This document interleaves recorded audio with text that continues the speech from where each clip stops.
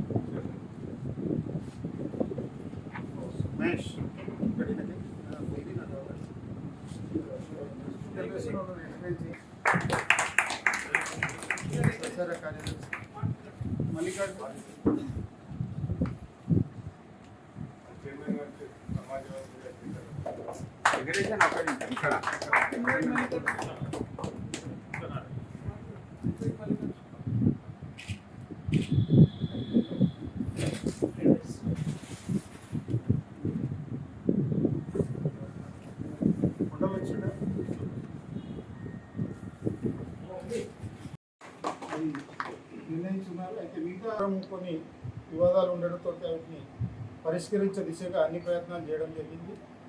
అవి తుదకు కోర్టు వరకు దారితీసినాయి. కోర్టులో నాకు 17/5/2027 వరకు కొనసాగే హక్కు ఉందని నేను జడ్జి గారు తీర్మానించి, అలాగే నాకు మధ్యంతర ఉత్తర్వులు కూడా ఇవ్వడం జరిగింది. ఆ మధ్యంతర ఉత్తర్వులు ఈ నెల 20 వరకు ఉంటాయి. దాని తర్వాత దాన్ని పొడిగించబడుతుంది. అలాగే ఆర్డర్ అందిన తర్వాత కూడా మన సభ్యుడు ఎవరైతే ఉన్నారో కోర్టు ధిక్కరణకు పాల్పడడం జరిగింది. దాన్ని కూడా అక్కడ పిటిషన్ వేయడం జరిగింది. అది కూడా దాంట్లో కొనసాగుతుంది. ఇక ముఖ్యంగా ఈరోజు సమావేశ ఉద్దేశం ఏమనగా నా యొక్క పూర్తి స్థాయి కమిటీని ఈరోజు ప్రకటించడం జరుగుతుంది. కన్వీనర్గా ఎల్ రవికుమార్ కుర్మ గారిని ఎలక్ట్ చేయడం జరుగుతుంది.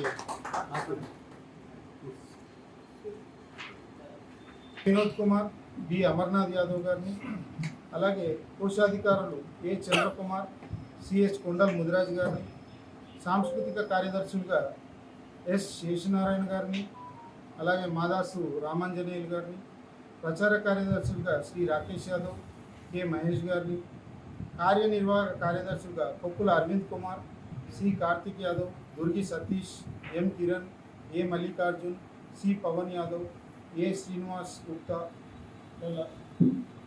వీళ్ళందరినీ కమిటీగా నిర్ణయించడం జరిగింది. వీళ్ళందరికీ కూడా ఆలయ కమిటీ తరఫున అభినందనలు తెలియజేస్తున్నాను. అలాగే ఇప్పటి నుంచి ఇక సమయం చాలా తక్కువగా ఉంది. ఆలయ సేవలో నిమగ్నమై ఉండాల్సిందిగా అందరికీ ప్రార్థిస్తున్నాను. అలాగే వచ్చే ఆషాఢ మాస 118వ వార్షిక బ్రహ్మోత్సవాన్ని ఇంతకు మునిపే లేని విధంగా అత్యంత